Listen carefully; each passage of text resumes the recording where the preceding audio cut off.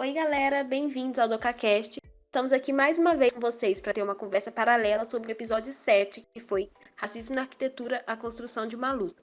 Foi um episódio lindo e muito necessário. Eu sou a Ana Clara, estou no terceiro período de Arquitetura e Urbanismo na UFJF e estou aqui novamente com o Matheus. É isso aí, Ana. Fala, galera, estou muito feliz de estar aqui de novo. Desde já eu quero agradecer a vocês que escutaram o nosso episódio, deixaram seu like. Muito obrigado mesmo. E você que ainda não escutou, está disponível no canal da FAO, o FJF, no Spotify. Corre lá e conta pra gente o que você achou. Deixe seu grito lá pra gente. É isso aí. Agora vamos bater um papo com os nossos amigos, a Maria Antônia Romero e o Luiz Felipe Pinheiro. Eles são da Faculdade de Arquitetura da Universidade Estadual de Londrina, a UEL, e eles fazem parte do Cacau.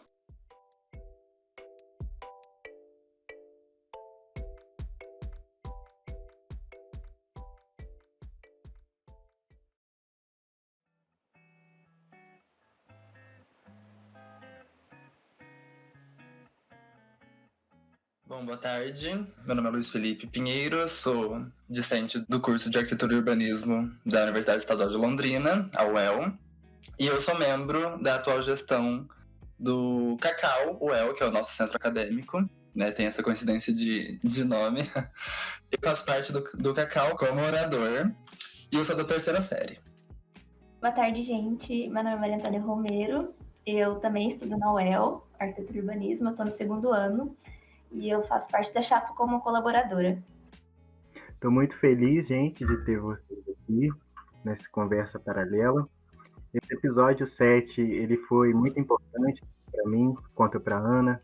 Tivemos aí um debate com duas gigantes, falando sobre a questão racial dentro da arquitetura, esse tema de suma importância.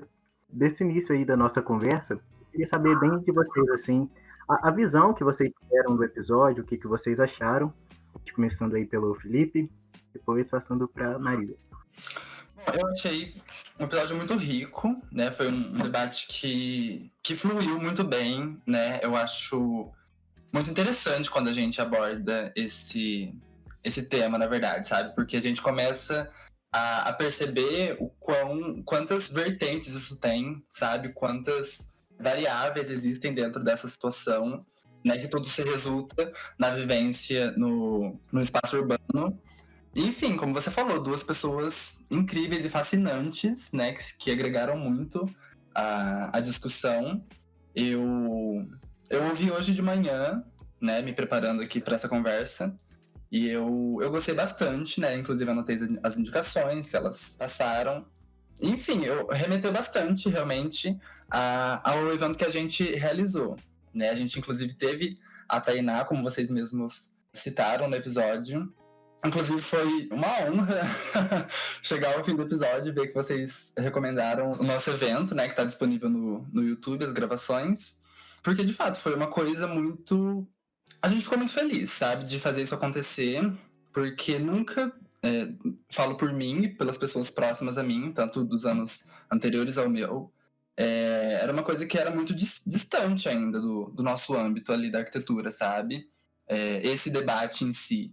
E a gente viu a necessidade de pautar isso, meio as ocorrências nesse último ano. E felizmente a gente teve bastante adesão do corpo docente também, sabe? Então, enfim, acho que a gente vai discutir mais sobre isso durante, né, a conversa. Mas de qualquer forma, eu gostei bastante do episódio. Eu achei que ele, para quem tá começando, digamos, sabe, a participar desse tipo de conversa, ele foi muito enriquecedor e com certeza abriu os olhos, sabe? Eu escutei o episódio 7 ontem, de madrugada, né, que eu não tava conseguindo dormir, meio pelo nervosismo. Foi bem, tipo, o que o Luiz falou, sabe? Nossa, super enriquecedor, as falas da Tainá, as falas da Gabriela. Não conhecia a Gabriela, né, tipo, professora. E, nossa, pelo que ela falou, o trabalho que ela faz é uma coisa, assim, muito massa de se ver, sabe? Tratar desse tema que realmente não é muito abordado. E eu tô no segundo ano, então para mim, assim, é tudo meio que muito novo ainda, não tenho muita vivência, nem muito conhecimento na área. E tá participando desses debates, dessas conversas, sabe? Nossa, tá, assim, me enriquecendo de uma maneira que eu não sei nem descrever. E o nosso ciclo de debates também, poder participar e ajudar a organizar e ver a proporção que ele tomou foi uma coisa que eu não imaginava que ia fazer na minha vida, assim, sabe? E, nossa, muito feliz de estar aqui participando com vocês. Ai, que bom. De fato, foi uma experiência muito enriquecedora para mim também, que estava como apresentadora do podcast e ver que todo mundo teve essa visão, até para quem está começando mesmo, né, ter essa visão sobre a questão racial na arquitetura. Tanto o nosso podcast quanto o ciclo de debates de vocês, foi tudo muito enriquecedor, foi tudo muito interessante e que era uma coisa que estava muito distante para mim e acho que eu estou me sentindo muito feliz também de estar próxima da organização e de ter eventos próximos a mim com essa temática, né? E aí, vou continuar aqui comentando uma coisa que eu percebi durante a gravação do podcast anterior e da conversa mesmo que eu tive ouvindo depois, eu lembrei que é exigido, né, por lei, que seja dado o ensino sobre a história africana e sobre a cultura negra na escola. Isso é uma lei, eu acho que ela foi instaurada em 2004, se eu não me engano. Porém, só o que eu vi na escola foi muito pouco e somente os pontos negativos, assim, eu falo que é negativo porque o corpo negro estava sendo colocado em posição de subjugado a alguém, como foi na época da escravidão ou do imperialismo, né, que foi o domínio dos Estados Unidos e das nações europeias sobre a África, que partilharam de maneira super desigual e tudo mais. E aí, né, a diversidade cultural mesmo oriunda desses países africanos acabou se perdendo no tempo. Ou foi dada como pejorativa, inferior, até mesmo apropriada pelos não negros e perdendo seu significado, né? E aí, o que eu percebi, lembrando disso, foi que há de fato uma necessidade de criar uma identidade negra positiva, pensando no afrofuturo, como disse a Tainá, né? Pensando no futuro. O que a gente pode fazer hoje para que a gente não tenha, né, essa herança negativa, como foi, como é aprendido na história, né, que o negro ele tem uma herança negativa. É claro que não. Nós temos uma herança cultural muito positiva, nós temos características culturais muito fortes. E eu queria saber, né, de vocês, o que vocês pensam sobre criar uma identidade negra positiva, quando vocês começaram a ter noção, né, de que, cara, sei lá, o negro ele é muito maltratado mesmo. Ele não tem uma outra palavra, ele é muito maltratado, ele é colocado numa posição de inferior. E como, né, que vocês perceberam que a gente tem que mudar esse quadro? Porque é difícil, né, a gente não conseguir mudar esse quadro. Sim, com certeza. Como foi falado, né, no episódio anterior, a gente tem uma grande deficiência no sentido de acesso mesmo, digamos, que como você complementou aqui, ela se perdeu ou ela foi ressignificada, né? E isso é muito triste, na verdade. Então, eu acho que iniciativas como a nossa, iniciativas como a de vocês aqui, sabe? Elas são fundamentais para isso, para que a gente desvia o olhar mesmo do que a gente está acostumado a olhar, digamos, e assim que a gente possa trazer de volta aquele significado verdadeiro, né, e valorizar mais isso. Acho que é bem sobre isso, sabe? E com certeza o fato da gente se orgulhar, sabe, da nossa cor, da nossa história, de quem nós somos, eu acho que isso também é fundamental para que possa encorajar mais pessoas a dar mais visibilidade para o assunto, para estudar sobre isso, né? Enfim, acho que esse é muito um pontapé mesmo, sabe? Não sei, não me veio mais nada à cabeça, é uma coisa muito ampla, eu acho, né? Mas eu acho que isso seria um bom começo. Acho que isso está acontecendo já e que a gente deve se manter firme para que isso continue acontecendo e que isso dê frutos mesmo, né? Eu concordo com o Luiz. E também, tipo, no ensino fundamental, no ensino médio, quando a gente está na aula de história, arte, e a gente vai, tipo... A aula de história, principalmente, a gente só vê a questão dos negros na escravidão, sabe? A gente não vê o resto da história da África, dos continentes, das riquezas que o continente e os países têm, sabe? E das artes, tipo, que eles fazem. E eu não tinha ideia disso. Tipo, eu fui descobrir por conta própria e depois que eu saí do ensino médio, sabe? E até minha consciência como negra eu fui descobrir depois do ensino médio. Porque eu estava numa escola particular e não tinha muitas pessoas negras, professores negros não tinham, então eu não tinha muita referência. E, nossa, a faculdade foi assim, abriu meus olhos, mas até no primeiro ano, assim, na hora que a gente estava vendo arquitetos e tudo mais, juro, eu não vi um arquiteto negro os professores falarem, sabe? Nenhuma vez. E eu fui descobrir isso também por conta própria. E foi uma coisa muito chata, sabe? Porque, meu, tem os caras assim, sabe, cabeça, fazendo uns negócios muito bons e não é falado. E, tipo, como, assim, sabe? É muito necessário. E o Luiz falou, né? A gente tendo iniciativa, eu acho que é muito importante para os outros verem que a gente está buscando reconhecimento e tentando empoderar as outras pessoas pretas também, sabe? Porque, não sei, tem muita gente que acha, eu não tenho chance na universidade e tudo mais, amigos meus, tá ligado? E aí eu falo, tipo, não, cara, você tem chance, estuda, você consegue, sabe? Você tem que pegar seu espaço na sociedade e, fazer sua marca, sabe? E acho que é mais isso mesmo. Nossa, com certeza. Posso só complementar uma fala, aqui a fala da Maria? Claro. Obrigado. Não, só queria falar que, de fato, é muito, muito grave, né, isso que ela falou. Como sempre, fica a mesma tecla, digamos, né, na questão do ensino da história e tudo mais, e colocam muito a cultura africana dentro de uma caixinha, onde você encontra escravidão, máscaras e, sei lá, outros dois assuntos, né? E a representatividade nesse âmbito é essencial, né? Como ela comentou sobre a faculdade. Então, com certeza, isso também é um ponto muito válido, muito necessário dentro dessa discussão, né? E nessa, como a gente está comentando, que é essa iniciativa para gerar uma mudança, né?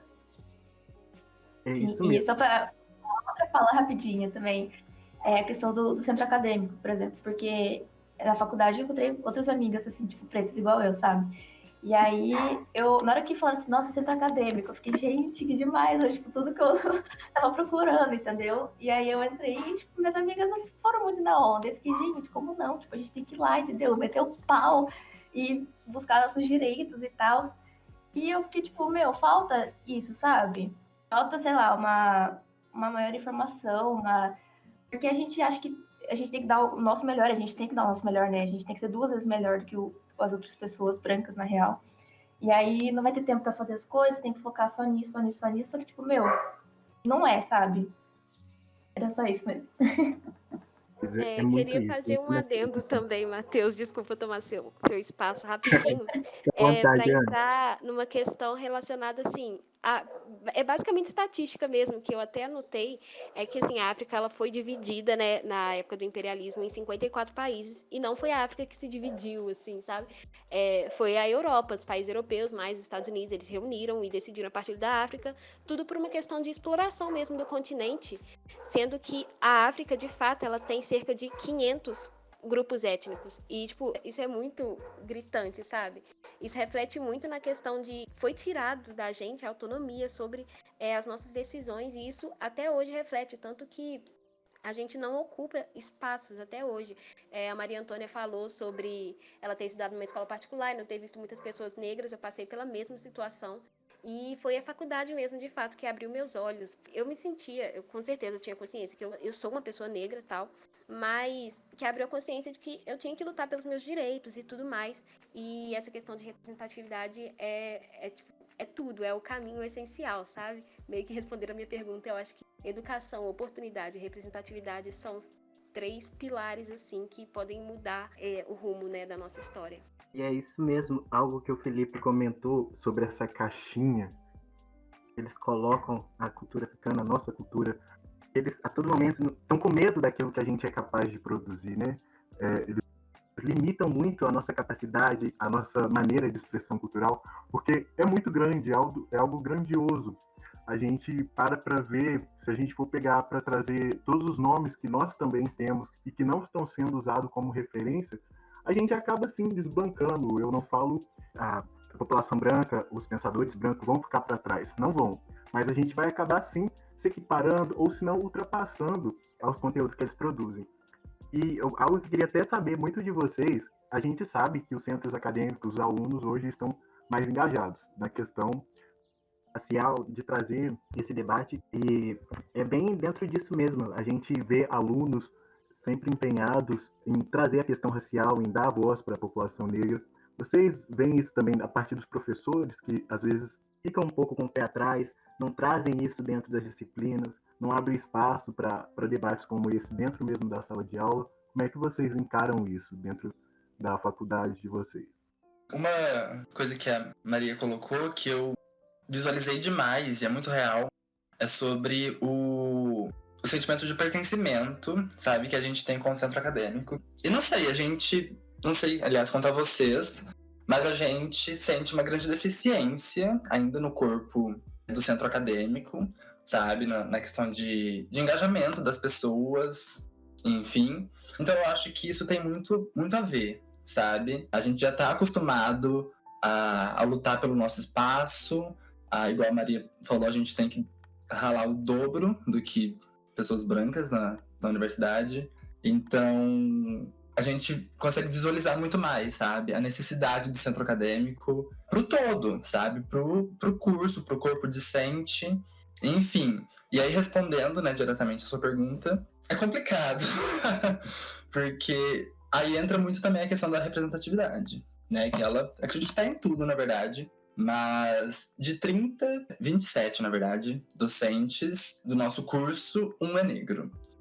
E aí, esse professor, ele dá uma disciplina que é uma disciplina especial. Ela não tá na grade curricular mesmo do curso de Arquitetura e Urbanismo da UEL. E aí isso complica, sabe? Porque distancia ainda mais a gente desse assunto, né? Como a gente tá conversando aqui, que é necessário a gente ter acesso a isso. Enfim, e aí quanto às outras disciplinas, não é uma pauta que é trazida com frequência mesmo, sabe? O nosso ciclo, por exemplo, ele foi... O pontapé inicial dele, na verdade, foi dado por uma professora. Ela é vice-diretora do centro, né? O nosso centro que possui também os cursos das engenharias, elétrica e civil. E ela entrou em contato com a gente, falou sobre... E a gente abraçou a ideia, de certa forma, né? E a gente reformulamos e ela deu total autonomia pra gente, pra trabalhar nesse evento. Então, de certa forma, sem ela ter tomado essa iniciativa, sabe? O evento não teria acontecido, ou pelo menos não teria acontecido com as proporções que aconteceu, né? Então, aí a gente vê a necessidade, digamos, de uma pessoa que está em uma posição de privilégio, tanto na questão socioeconômica, né, quanto na questão racial também, dela olhar e ver a importância disso e nos dar abertura para tratar disso, entende? Mas, em geral, não é uma coisa que é abordada com frequência, não é uma coisa que chama a atenção com frequência, né? Eu acho que, né, fechando aqui o círculo da minha fala, eu acho que é aí que entra o centro acadêmico para falar, não, isso aqui é importante, isso aqui tem que acontecer, então vamos fazer acontecer. Tanto que muitos professores têm rancinho, digamos, né, do centro acadêmico, porque a gente acaba, às vezes, passando como chato para eles, quando na verdade é uma questão importante, uma questão que deve estar sendo debatida a todo tempo. Mas acho que é isso. O Luiz já falou tudo praticamente, né? Eu só queria complementar falando que acho que o ciclo de debates foi até legal, porque os professores ficaram muito interessados em participar, em assistir, sabe? E ver esse lado, porque é uma coisa que eles não são negros, então não tem como eles, tipo, falarem sobre isso com uma certa propriedade, assim. Então, nossa, saber depois que eles ficaram felizes com a proporção que teve o debate, do jeito que o debate foi, que eles participaram super, assim, foi muito legal, sabe? Ver eles empolgados com isso. E, é basicamente isso mesmo. E a representatividade realmente impacta bastante no jeito que a gente se vê dentro do curso, né? Porque é bem elitizado, bem branco, e aí você não vê ninguém da sua cor ensinando, e isso afeta um pouco a pessoa, sabe? Exatamente, né? Sobre essa falta de referências mesmo do ambiente em que a gente está inserido, né? Eu acho que na UFJF também é muito isso. A gente não tem muito essa questão de representatividade. Eu acho que iniciativas como essa são o que, né, vai levar essa ideia à frente e vai fazer as pessoas refletirem e tudo mais. E aí, dando um pouco, né, o assunto, durante o podcast a gente também falou um pouco sobre as cotas, né? A gente falou sobre as fraudes das cotas que aconteceram há alguns meses. E, assim, basicamente, o povo preto está sendo privado da garantia de reparação histórica por causa de pessoas que ainda não acreditam que existe o racismo ou que acham que é o famoso mimimi, né? E continuam fraudando as cotas, o que é uma coisa, assim, absurda e que não me desce de jeito nenhum. É um negócio que me deixa, sei lá, um pouco decepcionada com a nossa luta, como a Tainá disse. A gente tá errando em alguma coisa, né, na nossa luta, ou nós não estamos sendo ouvidos. E assim, o nosso cacau, o cacau da UFJF, a gente fez uma espécie de manifesto. Na verdade, não foi uma iniciativa do cacau, foi uma iniciativa de um grupo de alunos pretos da UFJF, de fazer uma espécie de manifesto que chama Onde Estão os Pretos na Arquitetura. E aí mostrou argumentos baseados na lei, no direito e em questões de vivência, para mostrar, né, que as fraudes de cotas é algo muito absurdo e que tem que ser tomadas devidas medidas, né? E cada universidade tomou uma medida diferente. Eu queria saber, né, como que foi essa notícia no cacau da UEL, se aconteceu, né, alguma fraude ou se aconteceu perto de vocês em algum outro curso e como vocês receberam essa notícia, assim, e como vocês se posicionaram. Então, eu queria começar a falar, né, que eu entrei na arquitetura por cotas e para mim foi meio que um processo meio difícil de aceitação de usar cotas, porque você fica com aquilo na cabeça de que, nossa, eu vou, tipo, ter um privilégio, entendeu? Entrar com uma nota mais baixa, aí você fica com aquele negócio, meu, será? E para mim, aceitar isso que eu ia, tipo, pesquisar e entender o porquê das cotas, o porquê que é importante você pegar e, tipo, se colocar nisso, sabe? Foi um grande passo. E depois receber essa notícia e ver que, tipo, as pessoas têm a cara de pau, desculpa, mas a cara de pau de, tipo, pegar cotas e meu, ser branco, sabe? Não, igual você, não me desce. Eu não sei como a pessoa tem coragem de fazer isso. Não só por tirar o espaço de uma pessoa negra na universidade, mas de achar que tudo isso é vitimismo e mimimi, como você falou, quando na real não é, sabe? Bom, eu tava meio off do cacau esses tempos, né, depois do debate, mas eu discuti com meus amigos sobre isso daí, das fraudes, né, e a gente ficou bem revoltado, os meus amigos pretos e os brancos também, porque eles ficaram tipo, caramba, como que a pessoa tem coragem, né? Mas eu não fiquei sabendo de nenhum caso na UEL, não sei se o Luiz soube. Não soube sobre.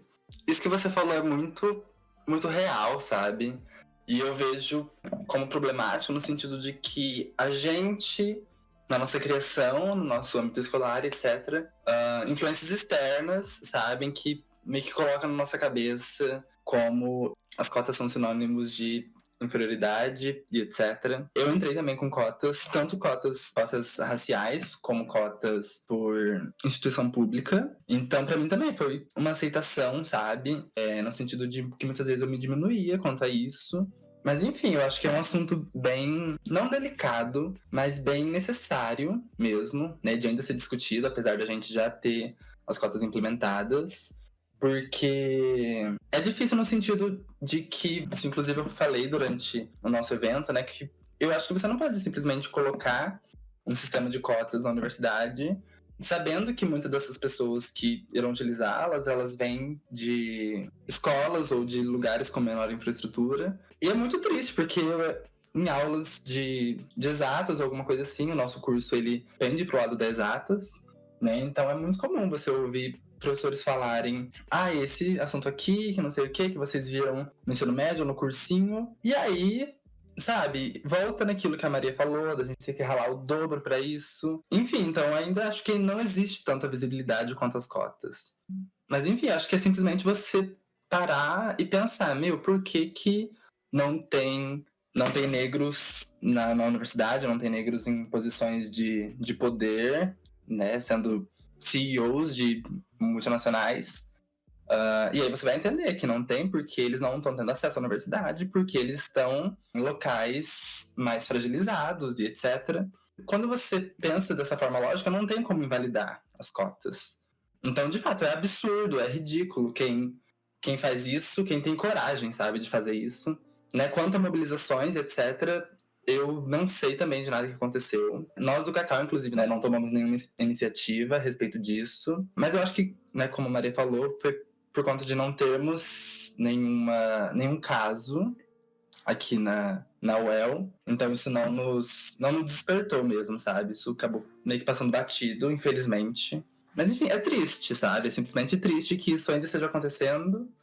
E isso é muito um reflexo de como as pessoas ainda pensam, né, diante desse assunto e diante das questões raciais em geral. Para complementar, tipo, você falou que a gente entra com cotas e aí, sei lá, tem exatas e tem gente que não tem uma bagagem boa de aprendizado para dar continuidade. E é bem isso, tipo, a gente entra, eles falam assim, tem as cotas para negros aqui, tá aí, entendeu? Vocês entram com as cotas e depois, tipo, por conta de vocês. A gente não tem, tipo, nenhuma assistência com isso, sabe? Isso que é mais fragilizante ainda. Porque tem, nossa, eu não sei os dados, né? Mas, tipo, a desistência no curso dos negros, pelo menos no meu ano, tiveram algumas, tipo, a maioria entre as que tiveram. Não sei o porquê, mas é chato você ver isso, sabe? Tipo, pô, a pessoa batalhou, conseguiu, chegou lá e desistiu, sabe?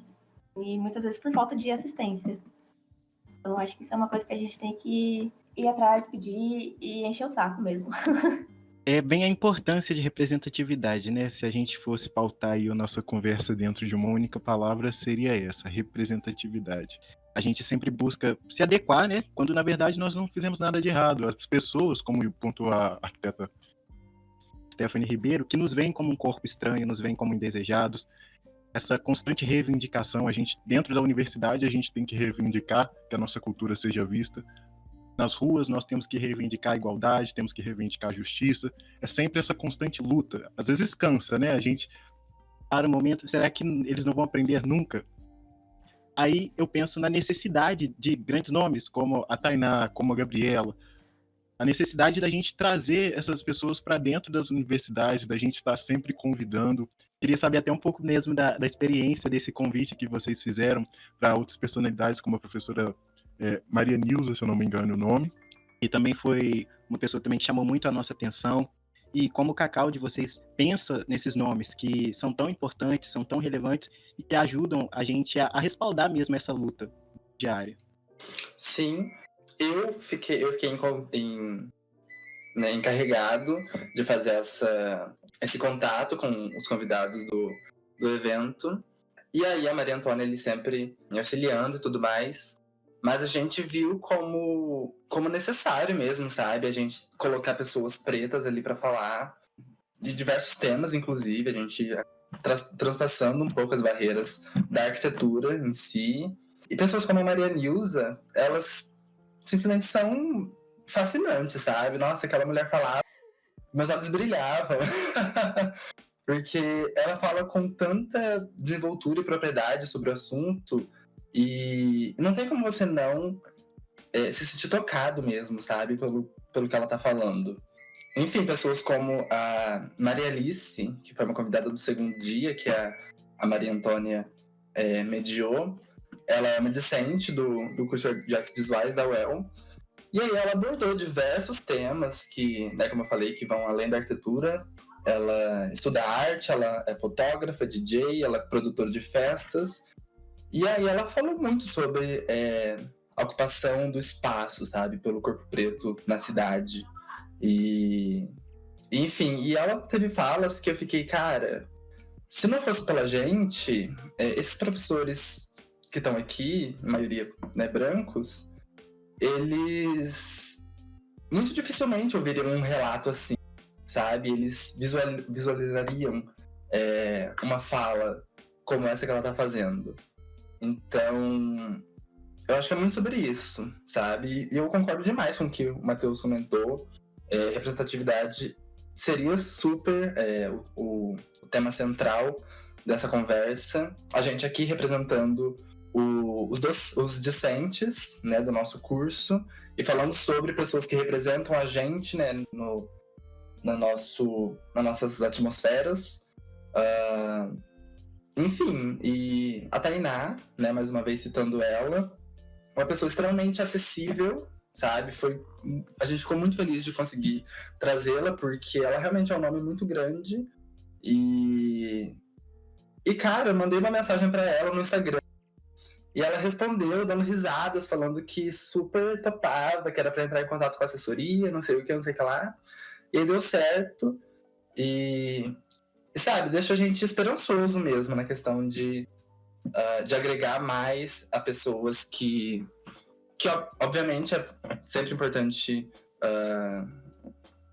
né, focar nisso, não é o nosso papel, né? A gente não tá aqui para educar as pessoas, né? Mas eu acho que a gente pode fazer isso quando tá ao nosso alcance.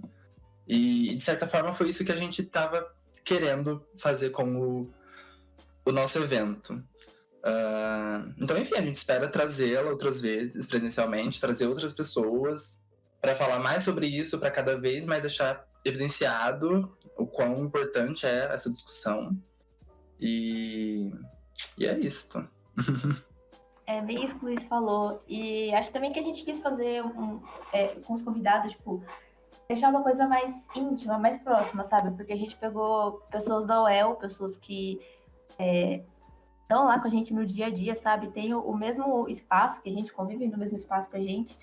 E elas falam de coisas muito importantes, tipo a Maria Neuza, nossa, velho. Quando o Luiz falou, ela falava, os olhos brilhavam, assim, de encanto.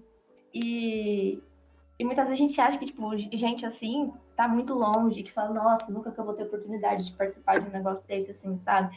Com tal pessoa que é super inteligente. E não, tem muita gente, tipo, do seu lado aí que é muito fera no que faz, muito inteligente. A Maria Alice, como ele citou, nossa, velho, uma mulher, assim, tudo.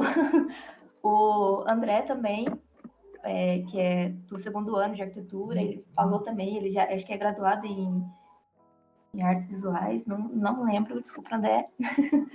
Mas ele também falou de arte, arte preta, sabe?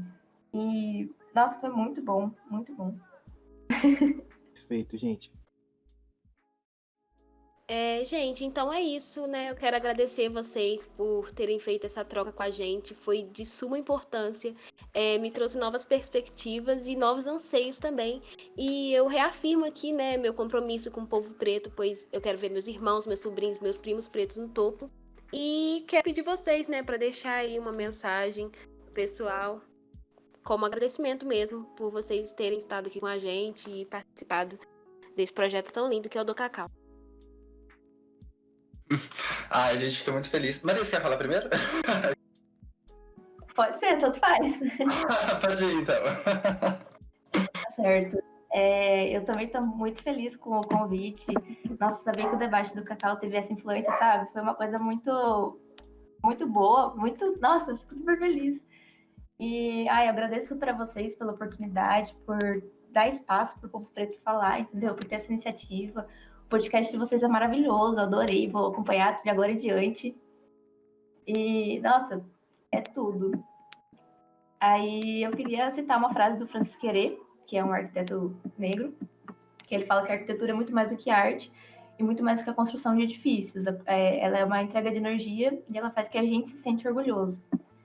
E tem um vídeo dele no TED Talks, no YouTube, qualquer coisa depois eu mando o link para vocês, que ele como construir com argila e comunidade. E é muito legal, tipo, dos projetos dele, eu acho que super vale a pena, assim, para todo mundo ver, sabe? É isso, muito obrigada pela oportunidade e agradeço de coração. Nossa, eu fiquei muito... Eu nem tenho uma palavra pra comentar, sabe? Eu sou uma pessoa que particularmente gosta muito dos holofotes. Mas eu fiquei feliz de receber o convite de vocês em outro sentido, que foi no de ver o quão longe mesmo, sabe? O nosso evento chegou e ele realmente foi muito feito com o intuito de plantar sementinhas ali e é muito satisfator. Eu fico muito satisfeito de ver que elas, né, realmente semearam. E, enfim, eu agradeço demais a vocês. Eu concordo super com a Maria. Esse projeto que vocês estão fazendo é muito bacana e eu com certeza vou né, começar a acompanhar com mais frequência. Eu não tenho nenhuma fala específica aqui em mente, mas eu acho uma fala que eu pensei aqui, que eu gosto bastante, é uma citação, um verso da Beyoncé, em uma música que ela lançou recentemente, que é Black Parade, para um projeto que também é fascinante, que é o Black is King. Eu recomendo demais assistir isso. Mas é quando ela fala na música, ser preto, talvez seja por isso que eles sempre estejam bravos, né? E eu acho que isso remete muito à posição da gente tá ganhando mais espaço na sociedade, da gente tá lutando e conquistando, né? E é uma coisa que eu sempre tenho em mente, sabe? Mas enfim, muito, muito obrigado a vocês por darem essa oportunidade pra gente, como pessoas pretas e como pessoas que estudam arquitetura. E, enfim, parabéns pelo projeto. E é isso. Posso fazer mais uma indicação que eu lembrei agora? Fique à vontade. Um filme da Netflix chamado O Menino que Descobriu o Vento. Gente, esse filme é maravilhoso, sério, assistam, vale muito a pena, é lindo.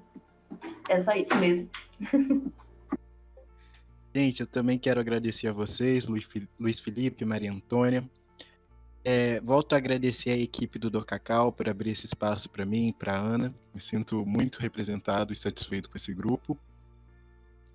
Eu só deixo uma reflexão mesmo, uma frase do Vitor Hugo, que a primeira igualdade é a justiça. E nós venhamos estar empenhados em conversar sempre sobre o racismo, sobre as diferenças, principalmente dentro dos lares, dentro das famílias, porque são as famílias que entregam os cidadãos que vão disputar aí vagas no mercado, as famílias que entregam as pessoas que estarão no nosso lado no ônibus, que estarão no restaurante, que frequentarão os espaços públicos junto com a gente. Então, que essas pessoas venham ser ensinadas desde cedo. Existem diferenças e que as pessoas devem ser respeitadas. Eu agradeço mais uma vez, deixo meu abraço aí para vocês. Muito obrigado.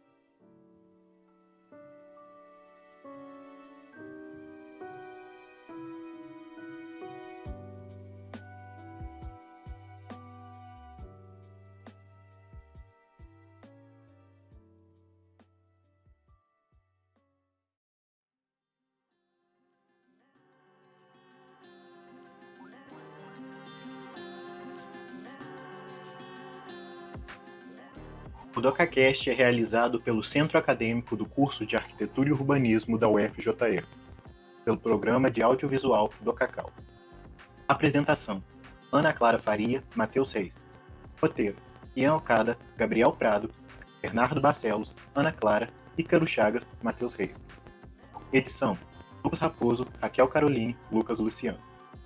Divulgação: Jennifer Oliveira, Sara Vitória, Letícia Santos, Matheus Reis, Bernardo Barcelos, Giovana Morim. Logística: Letícia Santos, Matheus Reis e Giovana Morim.